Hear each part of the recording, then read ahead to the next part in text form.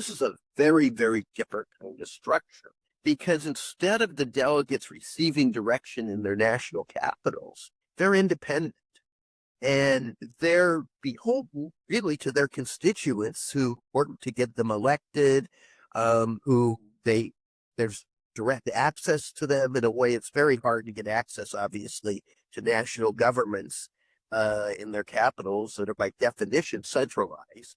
Here you would have 600 to start, later on maybe 800 representatives, and they'd all, hopefully be open to the people who were electing them in the way this works in national parliaments. And so what you would have is, following up on the civil society protocol, you'd have an entity that was much more receptive to citizens. And if it would work if it could begin to work the way it does in successful parliamentary systems at the domestic level, then citizens could directly lobby the parliamentarians. And the parliamentarians could align with each other, not based on, they wouldn't have armies, they'd be unarmed, and they could align based on interest and ideology. And so they would have shifting coalitions.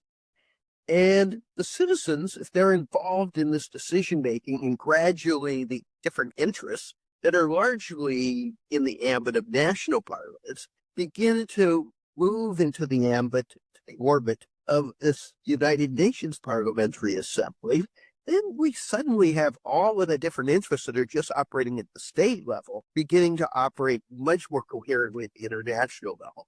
And after all, they're the ones that ultimately the governments depend on for legitimacy of what they're doing. Governments are nothing without their citizens.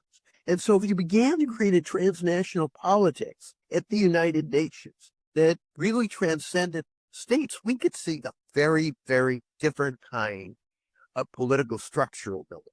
And I would suggest that this is a political structure which could begin to give people around the world confidence that we can do things differently, that we don't have to be stuck in the same old paradigm of nations threatening each other and potentially going to war with each other, but that there's a different kind of politics.